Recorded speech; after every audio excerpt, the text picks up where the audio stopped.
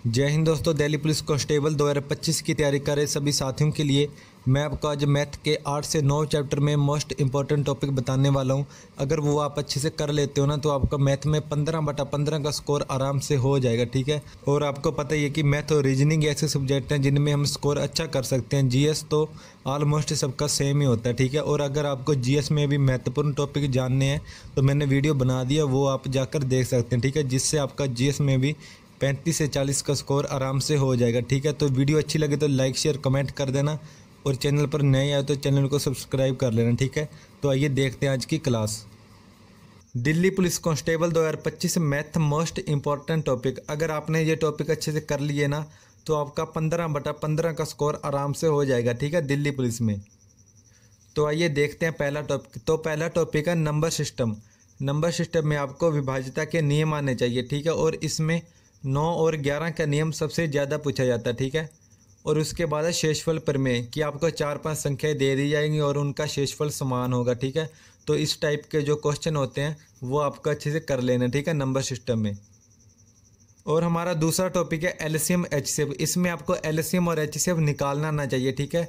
और LCM HCF में ये फॉर्मूला बहुत महत्वपूर्ण है। फर्स्ट संख्या गुना सेकंड संख्या बराबर एलसीएम गुना एचसीएफ।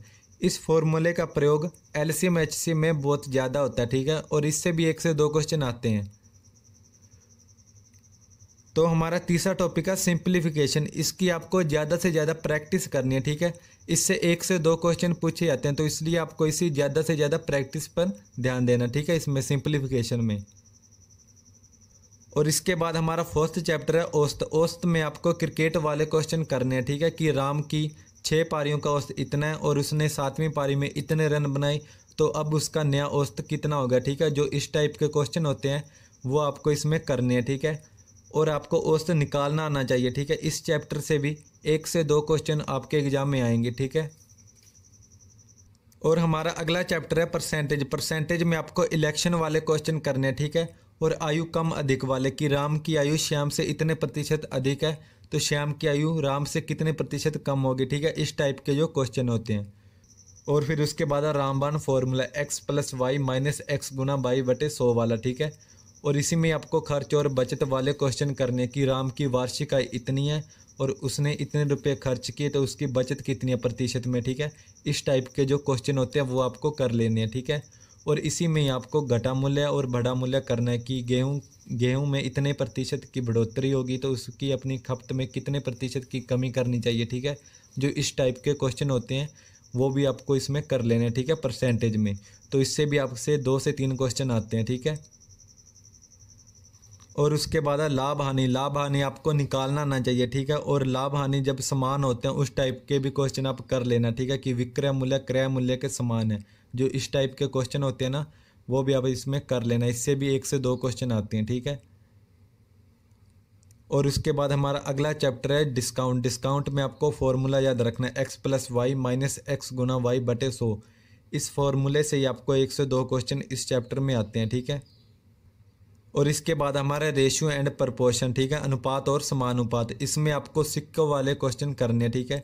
ये आजकल ज़्यादा पूछे जा रहे हैं। ठीक है। सिक्कों वाले क्वेश्चन। और आपको अनुपात निकालना ना चाहिए। ठीक है। कि मध्य अनुपात और फोर्थ प्रोपोर्शनल। ठीक है। ऐसे जो क्वेश्चन होते हैं वो आपको निकालना आना चाहिए। ठीक है। और MDH वाला फॉर्मूला आप याद कर लेना। इससे भी 1 से 2 क्वेश्चन आते हैं। ठीक है। और इसके बाद हमारा टाइम एंड वर्क।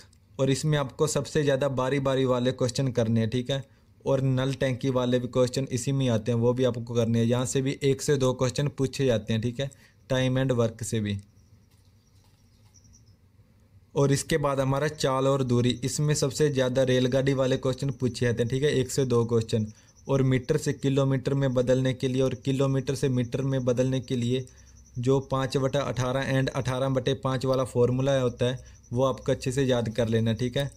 और चोर पुलिस वाले क्वेश्चन भी इसमें ही आते हैं। ठीक है। ये भी आपको अच्छे से कर लेने हैं। और चाल और दूरी में ही गाड़ी रुक रुक कर चलती है वो क्वेश्चन कर लेना है। ठीक है। कि जैसे सुबह बस 7 बजे चली, फिर 20 मिनट चलने के बाद फिर रुक गई, फिर चली, फिर रुक गई। ठीक है। इस टाइप के जो क्वेश्चन होते हैं वो भी आपको करने हैं। ठीक है। चाल और दूरी में। और इसमें सबसे महत्वपूर्ण है एवरेज स्पीड वाला फॉर्मूला। ठीक है। यहाँ से भी 2 से 3 क्वेश्चन पूछे जाते हैं। ठीक है। इस चैप्टर से चाल और दूरी से।